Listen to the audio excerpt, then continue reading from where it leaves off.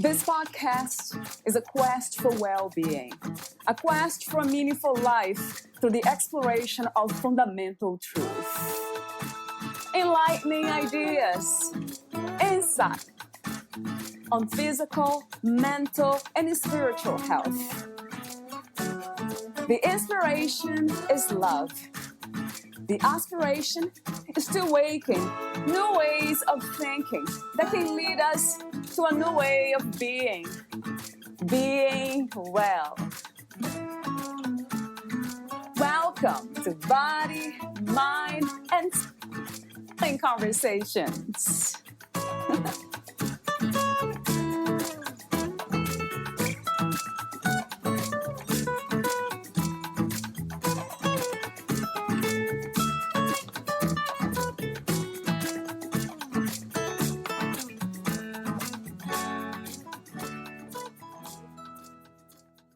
Virtuoso pianist Arthur Rubinstein developed crippling arthritis throughout his whole body except for in his hands. Their consistently fluid, effortless, and balanced movement during years of performance kept his hands in wonderful shape even as the rest of his body failed him. The book, Awakening Your Power of Self-Healing by Meir Schneider, is designed to teach you to bring the power of healthy movement into every part of your life and overcome disabilities and diseases on which others will tell you to give up.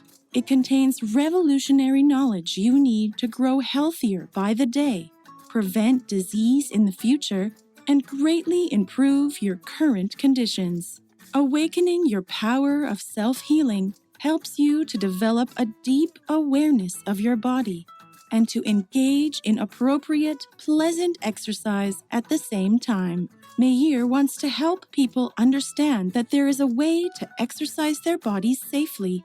He wants to help you become aware of your body's needs and respond to them. It is time to give up the idea of no pain, no gain. Instead, Dr. Meir Schneider and his School for Self-Healing would like you to understand that you have everything to gain with virtually no pain. Meir's work includes 600 exercises, many of which are unavailable anywhere else in the world, along with 300 hand-drawn illustrations meant to clarify the movements for our readers. Above all, we worked hard to make this book friendly, practical, applicable, and useful. Meir wrote his book chronologically according to the body's needs. He begins with a chapter on breathing to teach you to breathe slowly, deeply, and smoothly. This is the foundation on which good health is built and progresses from important universal knowledge to information for specific diseases. Valeria interviews Meir Schneider. He was born in the Ukraine and moved with his family to Israel at age 5.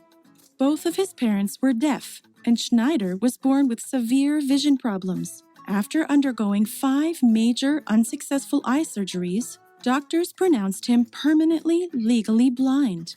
At the age of 17, he discovered the work of American ophthalmologist William Bates, who devised a method for natural vision correction through various eye exercises. Schneider started training diligently, sometimes up to 13 hours per day, and saw results very quickly. Within 6 months, he could recognize objects. Within a year and a half, he could already read without glasses. He would eventually improve his vision to the point of being allowed a driver's license, which he still holds. Recognizing the need for countless other people to improve their vision naturally, Schneider created his own vision healing program, which is now practiced by millions of people around the world.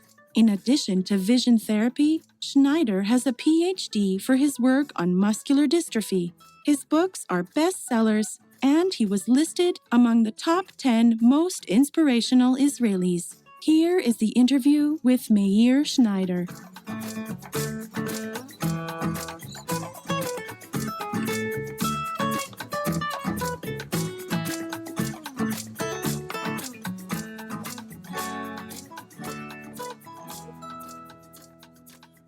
In your own words, who is Meir Schneider?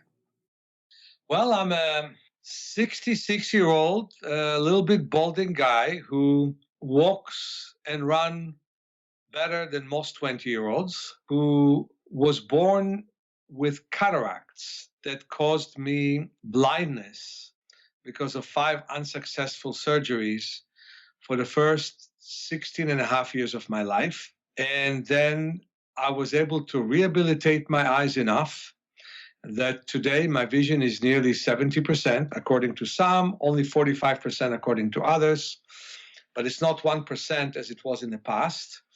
And so I live much more normal life, which includes driving, which includes reading. I do read from a bit nearer than others. So that's one part of who Meir Schneider is. The other part of who Meir Schneider is I built institutions and I was able to help people to overcome paralysis, to get out of the wheelchair, to build kinesthetic deep awareness of the body, to overcome major eye problems with special exercises like physiotherapy for the eyes, and eventually to also get rid of glasses. Just lately, somebody called me that after a month of work, she had 3 diopters, she went down to 2, and I was able to train many people to do it. I'm also outside of the establishment.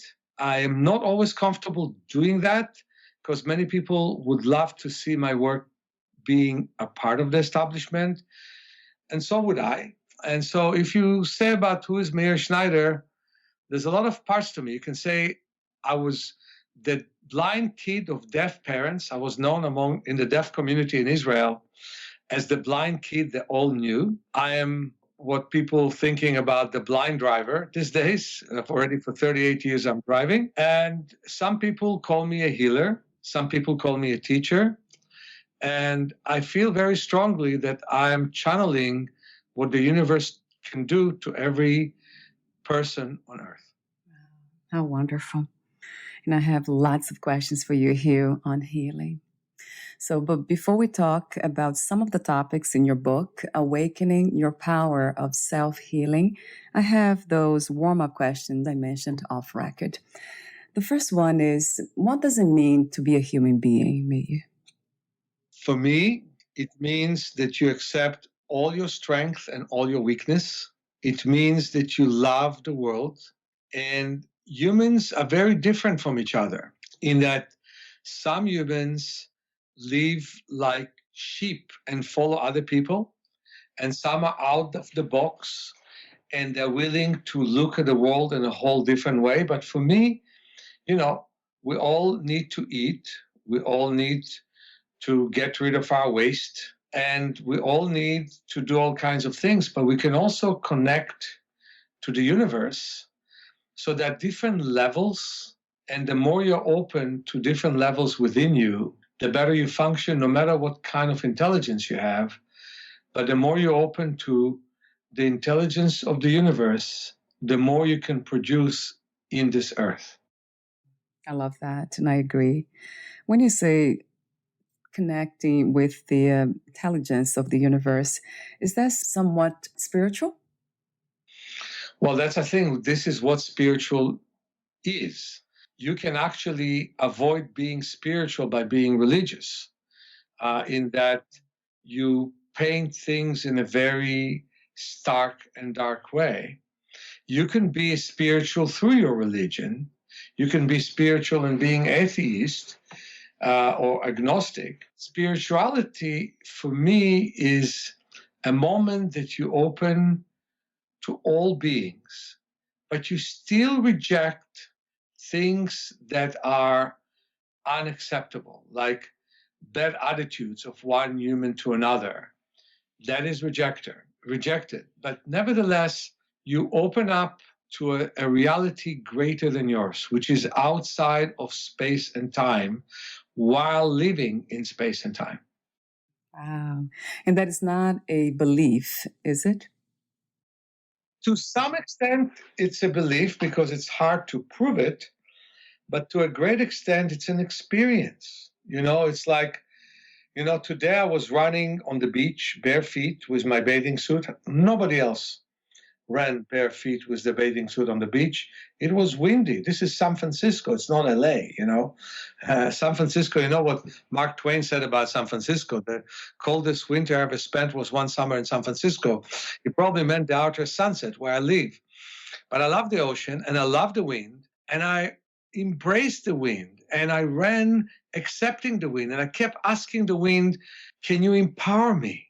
And I was asking that question, the ocean. And so when I walk in the park, which I have to do these days with the corona getting me less work. I used to work from 9 in the morning to 10 at night. Now I have hardly any work. It's one of the reasons I have this podcast, so I'll have more people online that I can work with. But when I walk in the park, I love the trees and I feel that they talk to me and I talk to them. So let's put it this way. You open yourself up to your inner power, to the universal powers, and you're one with the universe and you're one with everything. Wow. I love that. I love your connection to nature. You know, Martin Buber, who is a very great Jewish philosopher, said, God is being born in nature. That resonates, yeah, very much. Well-being, what comes to mind when you hear that word, well-being?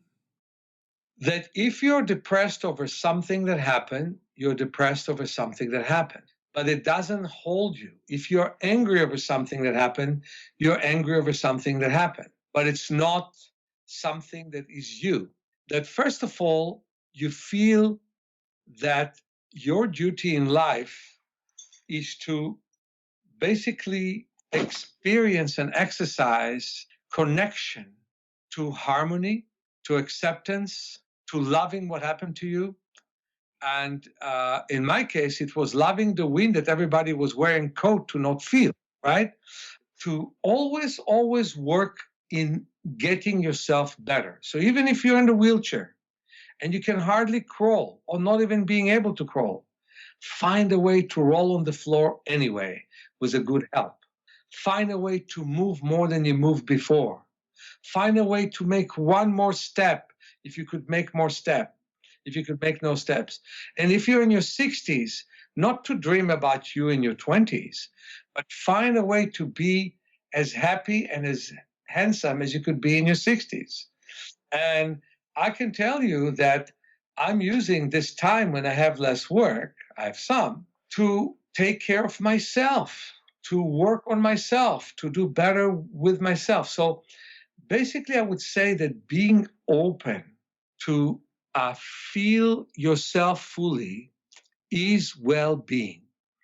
And well-being isn't simply, sitting in a casino and playing and hoping to get some money.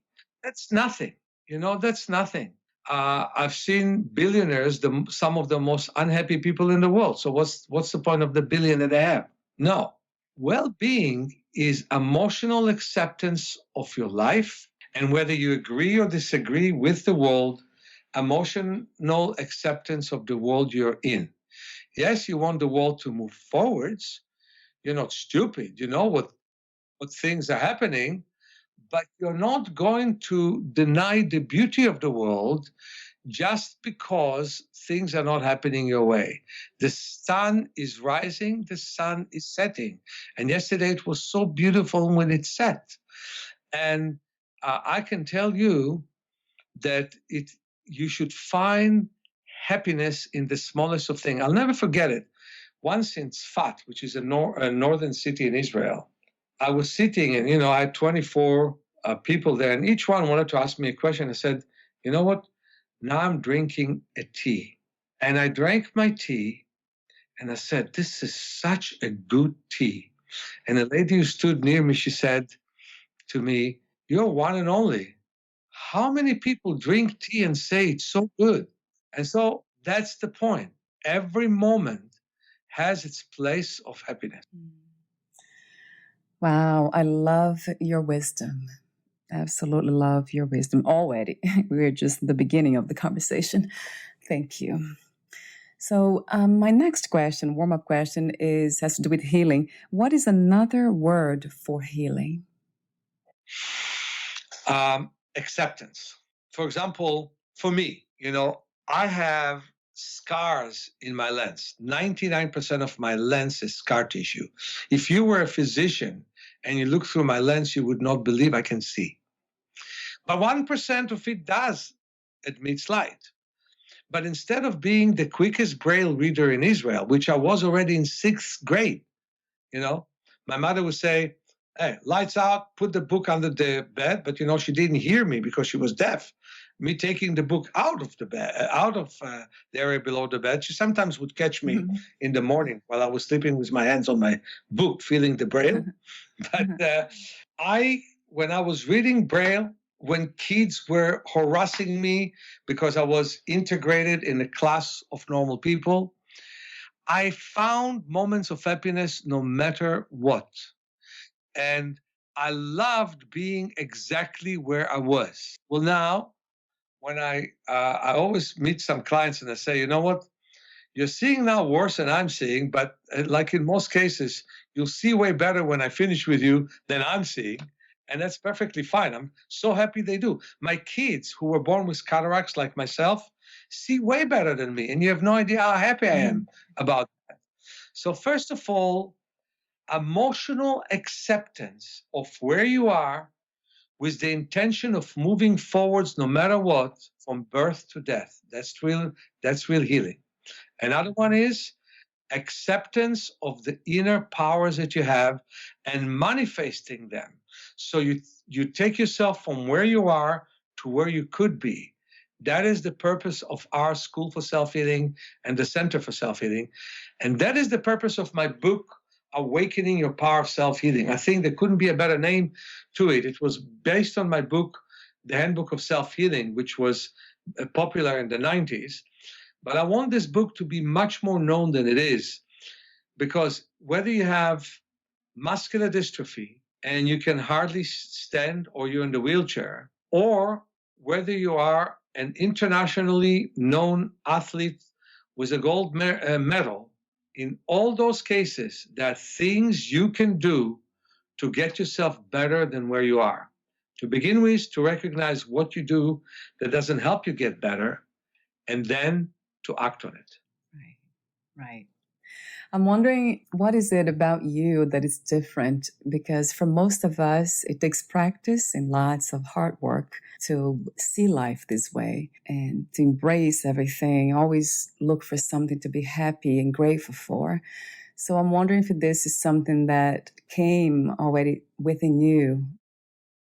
Well, I had an interesting life experience. I won't tell you all about it, but one thing I can say, that being born blind to deaf parents and moving from country to country, from the Soviet Union to Israel in my early years, and adapting to being different and wanting to be like everyone. Sometimes I was envying the fact that other people are much more normal than I am. And then I discovered that I'm actually comfortable being exactly where I am, But basically, the need to move from one place to another that got me to work 13 hours a day on myself. And I've done it at the age of 3 months or 4 months before the age of 17. I tell you, that led to a huge difference. Can you imagine? I was told, do not cross the street without a seeing eye dog. I was told, do not have anything to do in life without protection. And I had 19 accidents, honestly, me wrong. I would cross the street, the car would be in the street so it wouldn't move when it saw a pedestrian walking, and I would hit the car, not seeing the car, and fall on my back and find myself in emergency.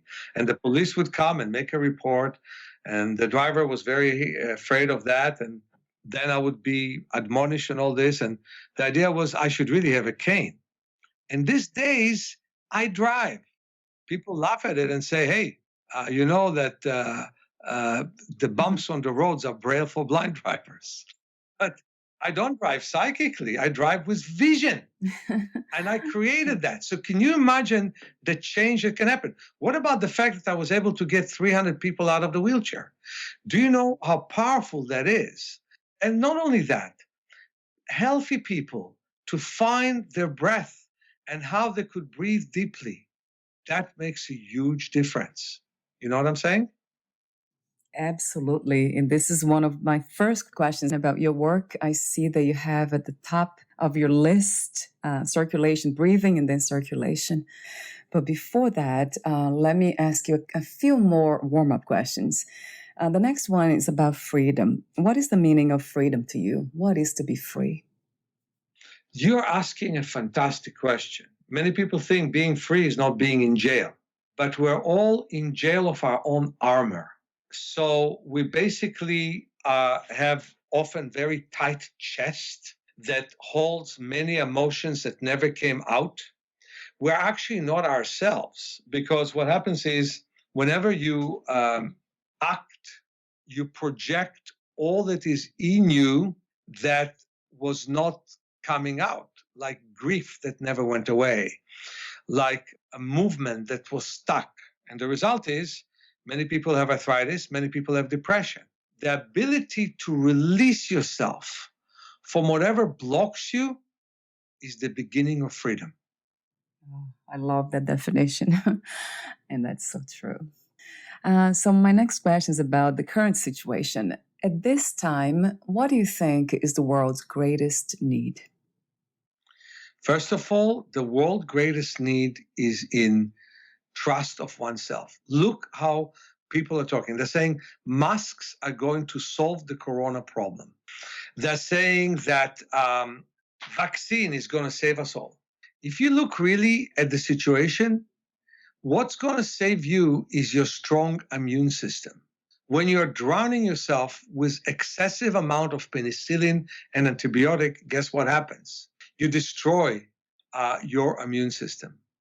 There's a very known virus that also, bacteria that came to us from tigers that we were hunting 50,000 years ago, which we shouldn't have hunted and eaten, you know? It's Bacto helico is the end of it. So what happens, that bacteria, if you kill it with antibiotic, you start to have asthma, and you start to have all kinds of problems with breathing and allergies. Why? Because the immune system does not regulate itself. So to begin with, we need to regulate the immune system. To continue with, we need to work on our environment. If I assume you're from New York. Yeah, we are in New York now. Yes. Right. The worst thing for corona in New York is air conditioners right now. Oh. If you put an air conditioner on, you have circulated air. The worst thing in the winter is furnaces.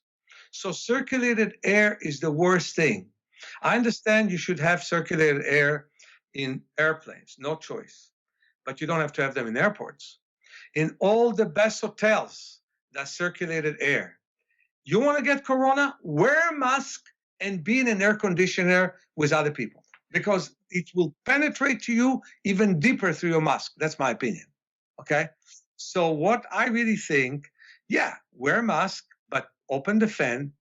That is when you're with other people, if you need to.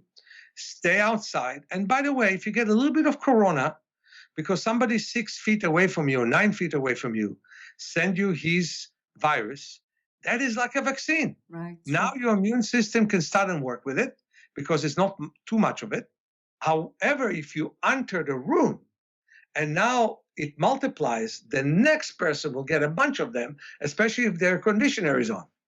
So what I want to say is that we're not learning anything from what's happening, and we're waiting for the Messiah, for a nice vaccine that could come maybe in 2 months, maybe in 3 years, you know? And the point about that is, what about COVID-25? We are not preparing ourselves by strengthening the immune system. But if you look at my book and you look at the nervous system chapter and the breathing chapter, and you take a look at what I'm talking about, the immune system working with all of your internal muscles, your tongue, your nose, your throat, your bladder, your vagina, with your anus, and you work with all those muscles, and you, although I tell people to inhale and exhale through the nose, but in this case to do choo-choo train, to stick the tongue out, not in anyone, so you should have a cup near you to speak, and massage the inside of your mouth with your tongue, and to do all kinds of exercises to build up inner strength. So what you're doing is you build up a lot of tension, and then the tension drops, And then what happens is there is a balance in the autonomic nervous system. What's important about that? The imbalance of the autonomic nervous system leads to suppression of our immune system universally. Because what happened is we have an autonomic nervous system that is built in such a way that either you're completely relaxed or you're standing against a predator. You stand against a predator, many things will happen to you, including suppression of your immune system. You will stop digesting, your pupils will widen, many things will happen. So you could fight or run away from the predator, or what zebras sometimes do when lions visit their camp, if they know it in advance, they pretend to be dead. The lions leave them alone and then they shake for 3 hours. Our tension is long-term tension, like now, economical tension, fear from the corona. That's another form of tension. And yet, what happens is our nervous system is built for short term. And what we need is to create evenness between the sympathetic and parasympathetic, as I explain in my book. And if you create that, you boost your immune system. Look at what a good immune system can do. There's one lady in Spain that got immune system in a chair. They got the bird flu, which was, they call it wrongfully the Spanish flu, in 1918. And now, 2020, she is 113, got the corona and got out of it. What do you say about that? So if you have a good immune system, the immunologist will be unemployed because you won't need to think.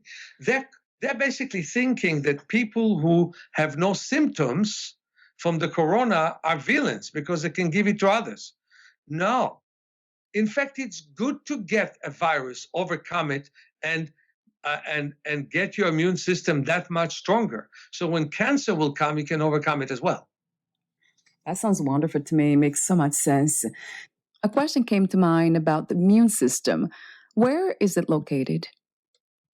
The immune system is the white blood cells, which are in the bone marrows, and it is the lymph, which is located in the whole body.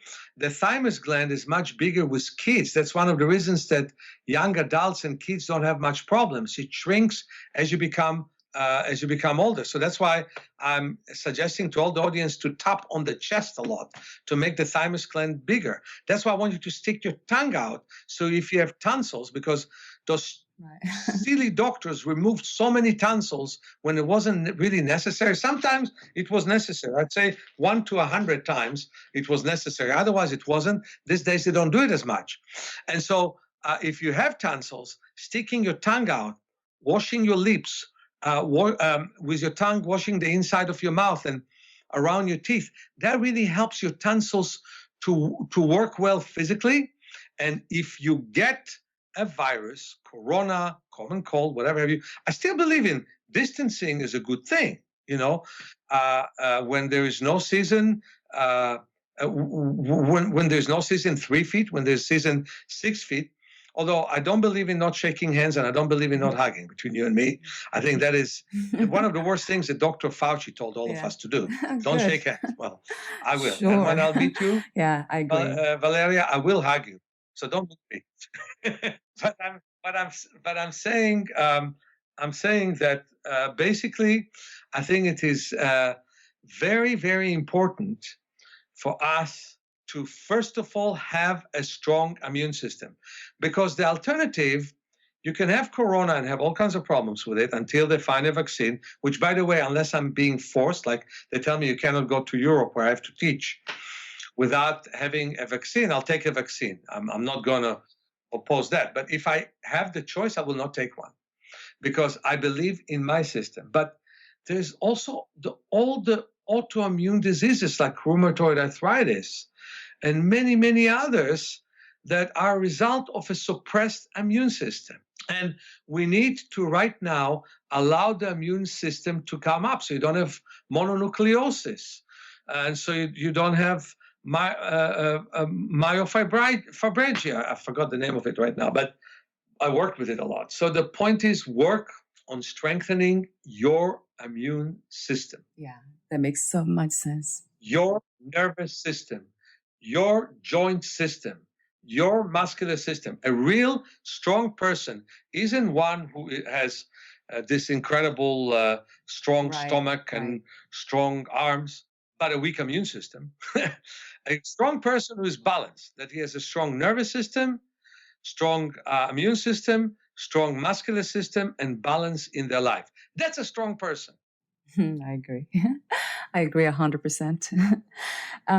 So, the immune system, how do we know? What are the signs when the immune system is weak? Because in my case, I feel tired when I don't sleep well, and that's when I know my body's vulnerable.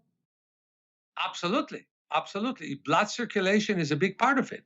So before you sleep, you should massage yourself. You know, there was a lady who was a Zen priest, and her breasts were removed in her 50s.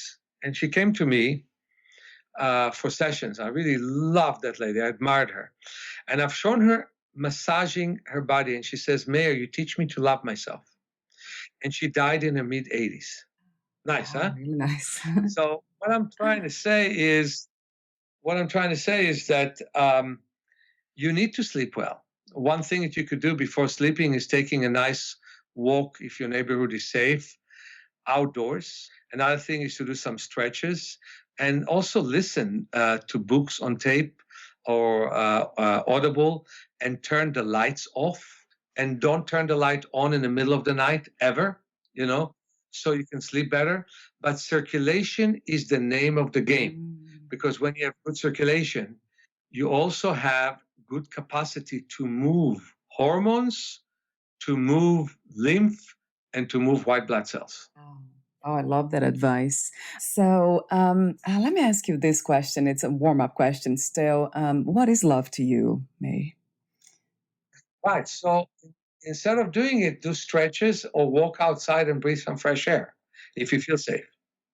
Love is the acceptance of the other, and also a great emotional connection to the other. And so being open in your heart and accepting the other person is what love is. And I had a lot of it in my life. If you would look at the other book that you're going to talk to me about, my grandmother's love to me is probably the reason why I've done what I've done. Because, my parents, again, were deaf. So my grandmother used to lie with me in hospitals and rub my body and quiet me down. And just imagine being a blind kid. And I used to throw my glasses. I had glasses which were thick, like magnifying lenses, throw them on the floor and being admonished for that and whatever have you. But the basically unrelenting and unconditional love that my grandmother had to me is what my kids right now experience for me. I love them unconditionally. And, I love a person who loves me unconditionally. I like my clients. I also, I can definitely have a lot of love to them, a lot of unconditional love to them. And it's something that they miss. Those of them who decided not to receive body work now and intensive sessions with me.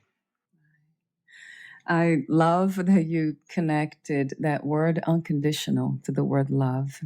And that leads to my next question. Do you also believe in unconditional self-love? Right. Up to a point. Depends what you do in your life. If you're Hitler, I hope you don't love yourself too much. Well, that's narcissism, I guess, a different term. First of all, forgiveness for things that you are not agreeing with that you did is the beginning, and allowing yourself to be you and always having the next step. But basically, self-love comes from the fact that people loved you. So being in a circle of people who love you and adopting relationship with people who will love you. For example, my kids, with whom I went all the time to physicians to help them in so many ways, now went with me to an optometrist because I have to renew my driver's license and I cannot read the normal chart in the DMV. So I have to give a note from an optometrist. And we're there with me. And my daughter was making sure that the form will be filled, and then we had a nice meal together. But they went with Daddy to his appointment. And I don't have many appointments, just when it relates to my eyes, I wanted to have my kids there. So that is that is an important thing, and loving a lover very much and forgiving the lover. That's the beginning of the lover loving you and forgiving you and being behind you and not accepting anything less than great emotional connection. So, for example, now that you talk to me in such a warm way, Valeria, for a moment, I feel loved, unconditional love. You help me bring what I have for myself up. You're a beautiful person, though. It's easy to love. Thank you. Sorry. Very easy. So, how did you become a writer, Meir? Well, it's interesting. I met a spiritual healer. I had immigration issue, and he was starting to work on it from a spiritual way, and it worked. It seemed to be an impossible situation, completely fix itself. So I met him to work on his cataracts. He just wasn't open to the eye exercises, and that's too bad. I would have saved him from his problems. But he told me, you have no choice, you have to write a book. So I did. It took me 8 years to write my first book. It took me 4 years with a lot of help to write the book, The Handbook of Self-Healing. And then it took me 2 more years to write the book, Awakening Your Power of Self-Healing. And as you know, in that book, there are 600 exercises and there are 400 illustrations. And I'm with the person. So, for example, if you just want to work on your body, then you start with breathing. You spend a month on that chapter. You continue with circulation. You spend a month on the chapter. You continue with joints to prevent the disaster of how many people have joint replacement these days. You spend a month on that chapter. And each time you pick the exercise that you like the most. Then you spend a month on spine. Then you spend a month on the muscle chapter, which is the biggest chapter there, where I teach you how to separate muscle groups and not to over-tense all your muscles like they teach you in most gymnasiums and they teach you in most classes. Then I teach you the nervous system chapter. I talked a little bit about it, but we also talk about the somatic part of the nervous system and the central nervous system, how to develop it so you'll have much more control over your body and your function and prevent all kinds of problems. We have a nice massage with a lot of self-massage. And of course, we have a vision chapter, which is huge. But then the second part of the book, 18 chapters of what to do with it, how to work with your headaches, referring back to the breathing chapter and circulation, different kinds of headaches, how to work with arthritis, how to work with your heart. Let's talk right now about self-love. Let's say you had a heart attack. Less of your heart exists. How to visualize that the rest of the heart does its job well. How to meditate that so your life will come back close to normal. And then there is definitely chapter on indigestions of different kinds. There's chapter on arthritis, chapter on muscular dystrophy, muscular atrophy. And I tell you, when you have an atrophy, don't move quick, move slow and move wise. When you have dystrophy, we talk about the massage that touches the muscles very, very gently to drain all the toxicity around the muscles and to allow the muscles to rehabilitate because the muscle plasma is too open to get the toxins back. And so in the vision chapter, we talk about macular degeneration. We talk about cataracts. And I'm with you 100% because I had so many clients of those problems. So I'm starting to guess what could possibly be with you. Although, I've discovered that every time I meet a new client, it's a new way of working. But nevertheless, I'm giving you my capacity, my talent. So that book, and especially if you work also now, these days that so many people do sessions online, videos online, and also individual sessions with me online can make a huge difference in people's life. And that's why I would love for this to be a real major bestseller as a dictionary for life from birth to death. And I agree. Yeah, it's a rich, rich work. And I'll be doing that myself and posting reviews about it too, a chapter at a time. So I love your holistic, natural, and gentle approach in many ways.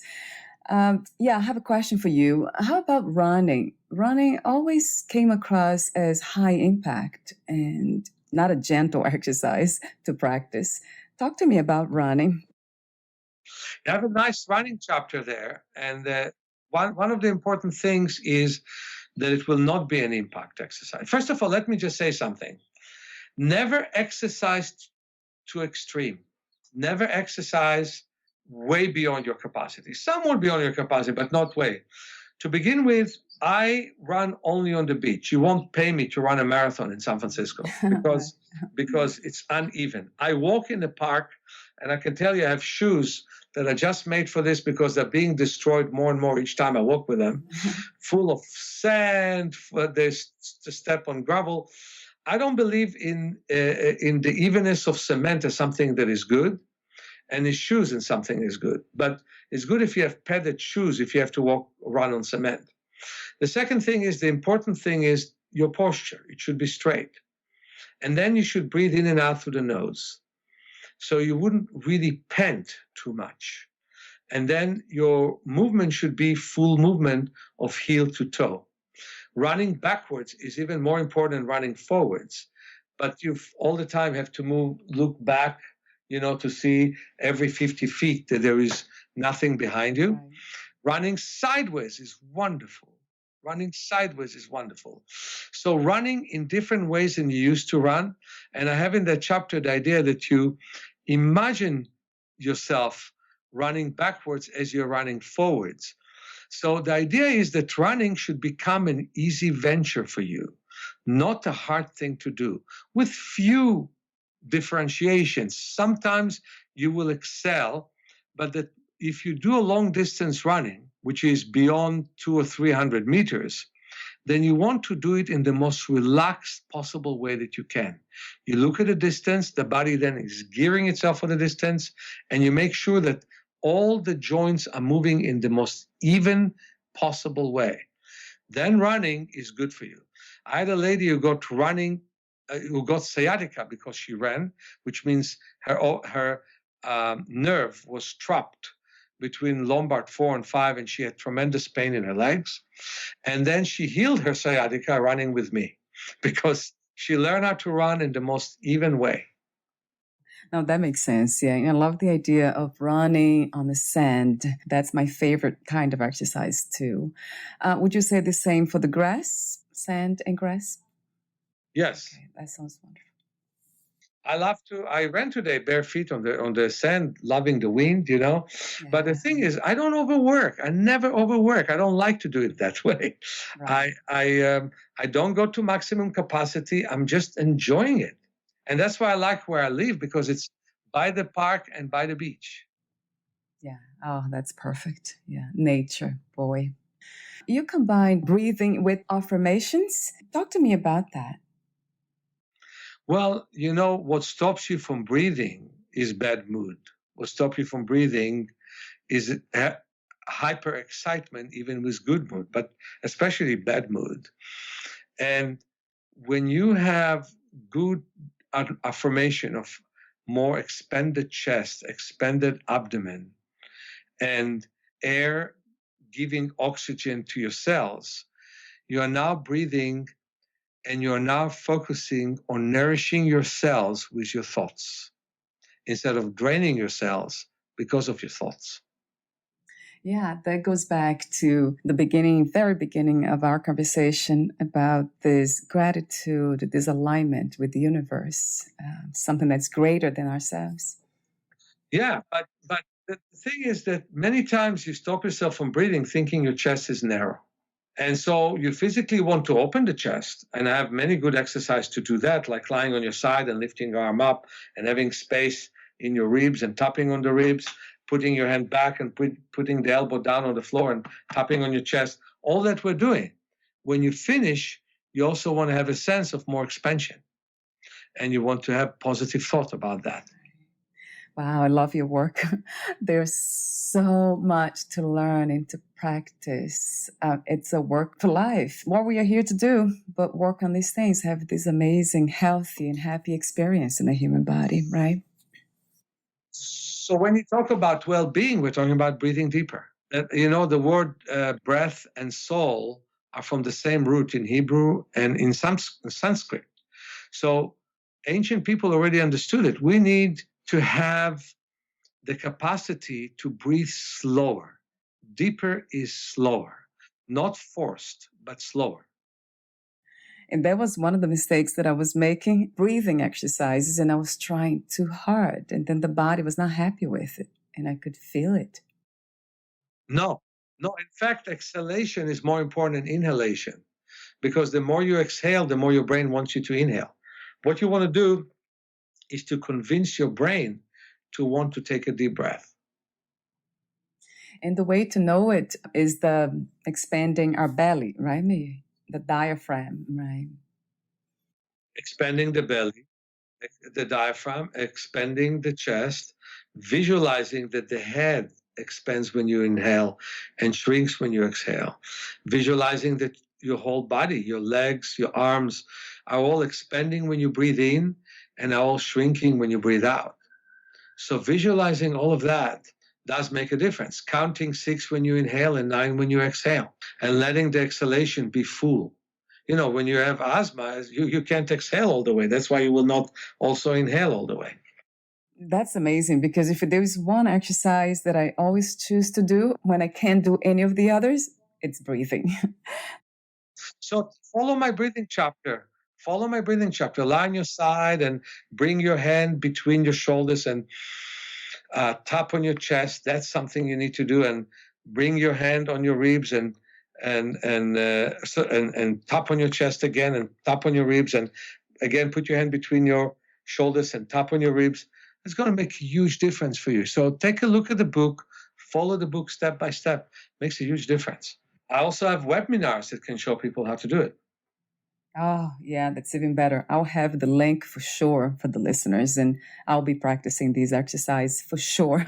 And I'll write a review for them too, because that's what I'm very much interested in, healing in all kinds of ways. So I just want to bring that thing, whether you have muscular dystrophy and you lie and you sit in the wheelchair, breathing is important. And whether you are walking with a cane, breathing is important. And whether you are with no limitations of any kind, breathing is important. And even if you are a gold medal athlete, breathing is important. Breathing is there for us. This is what the universe gives you. Your sense of well-being is one breath away. So the breathing chapter helps you unite between you and your breathing, and that's why you should spend a month doing those exercises. Yeah. And I agree with the month period or even longer until we really understand. Then you integrate it with everything. Yeah. What a wonderful work. I absolutely love you for what you do and the work itself. Everything's in so much alignment. Your energy with everything that you're trying to put out in the world and share with us. It's wonderful. Thank you. So when I finish all that I'm doing, when the corona is over, and when I'll teach classes in New York, I want to meet you and have a cup of tea with you and also give you a hug. Oh, that would be wonderful. Yes. Yeah. We're moving to Florida. So when you go to Florida, I'll do it. yes, that would be wonderful. So I have a few more questions. I call them final questions. Before I ask them, would you like to add anything? I think I already did. One thing that I want to say, which is beyond what I did, I mean, not necessarily just in the spirit that we did, there are limitations that the medical profession puts on us which are not true. For example, they tell you that if you don't see well, you cannot see any better. That is simply is not true.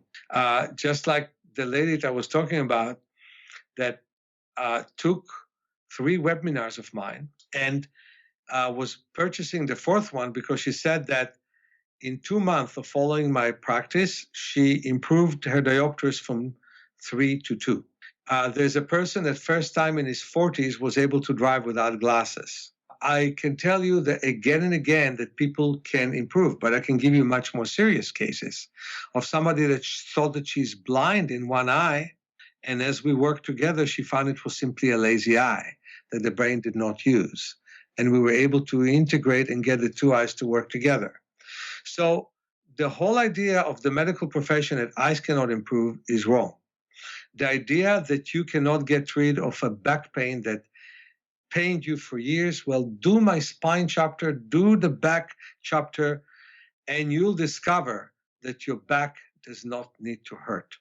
Because what we need to learn is to separate between muscle groups to create more space between our joints and to create balance in the body.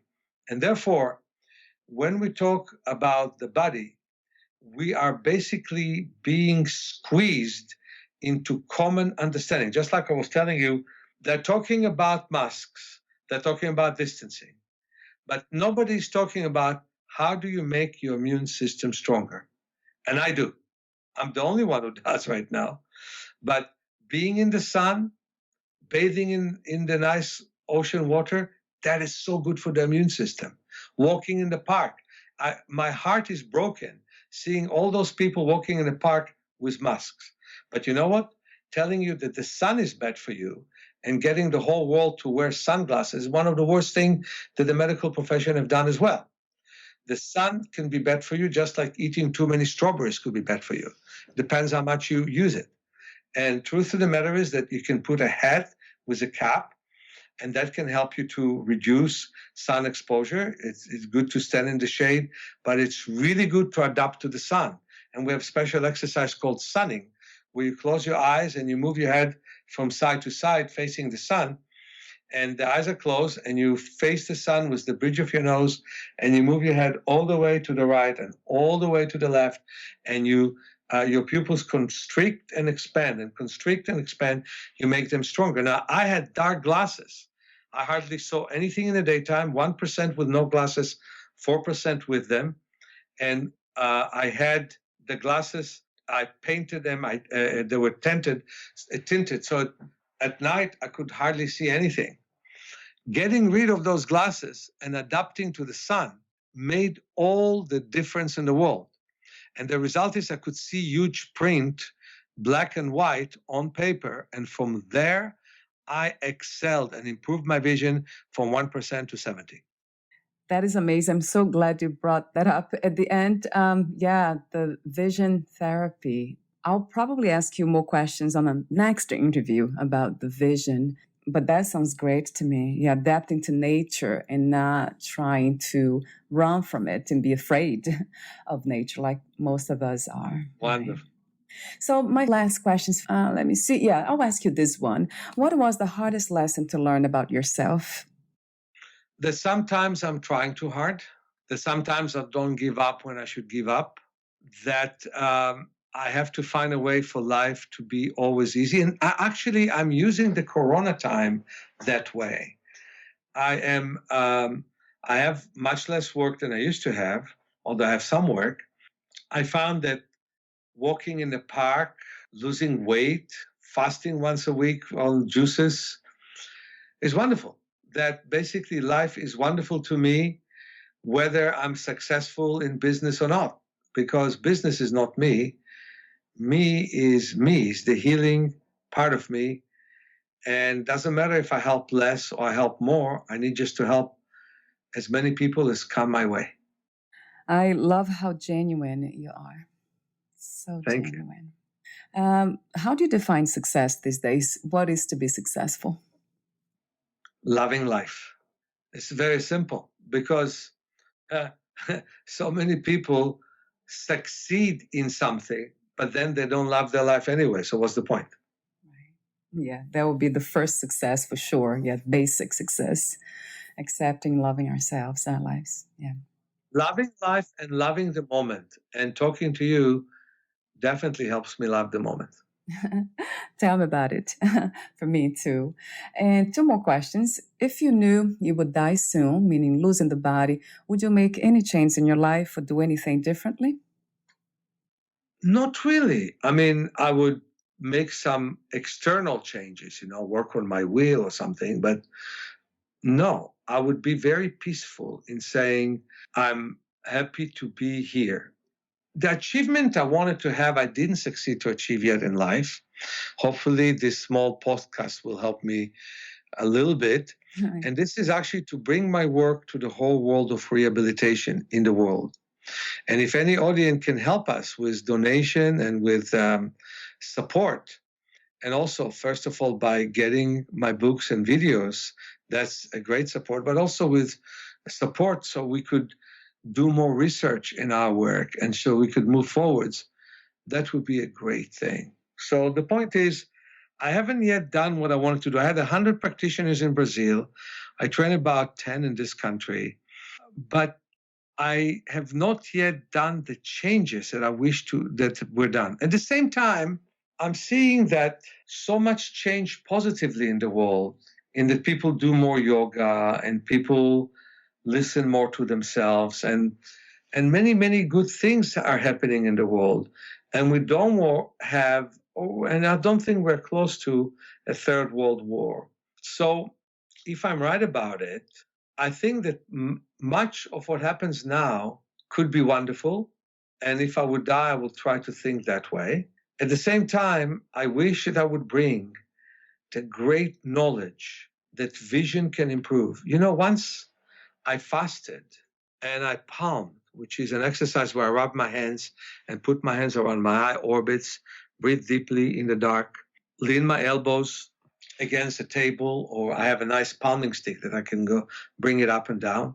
And I saw myself after a few hours as an infant, as a baby, and the baby spoke with me Russian, which is my mother tongue, even though I speak Hebrew and English better, but that's why I was born in the Ukraine. And I saw the baby cannot breathe, and I said to the baby, why aren't you breathing? He said, because the world will not see what I see. And so one of two things I'm going to have to do if I die. If I die 40, 50 years from now, maybe the world eventually will see what I see. But if I die today, I would say to myself, some people did, some people didn't.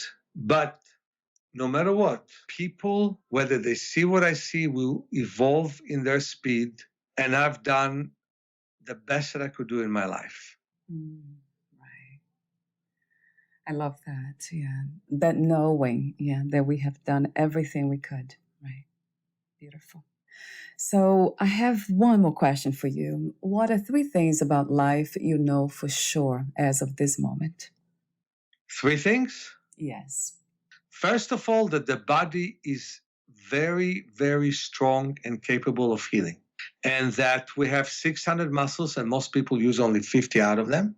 And that we need to find a way to get to our nervous system and to our muscular system and use it way better, because people are too busy overusing the muscles they always use and not using the muscles they never use.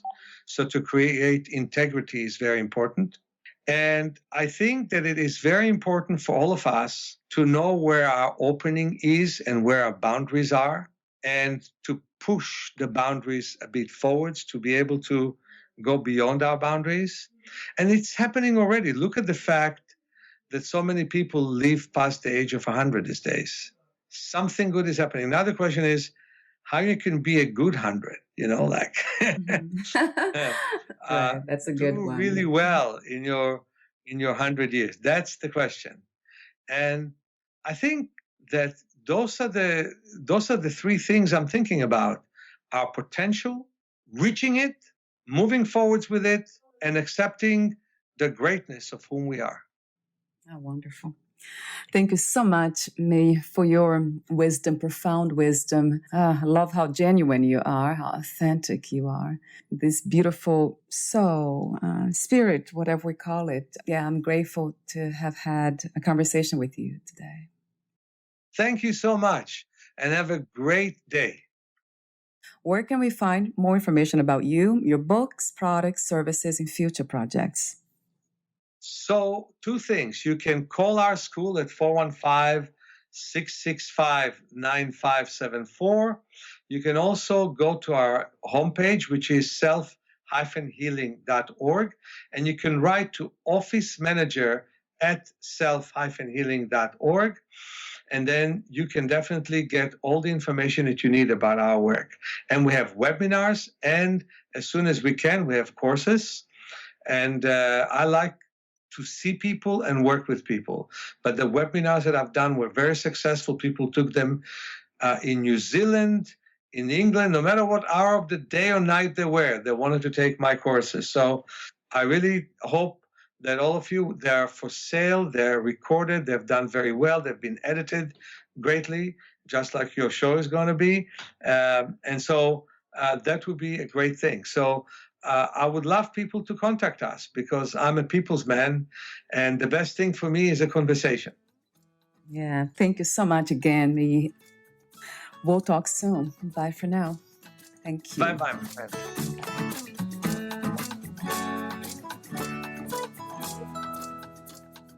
Thank you for listening. To learn more about Meir Schneider, please visit his website, self-healing.org.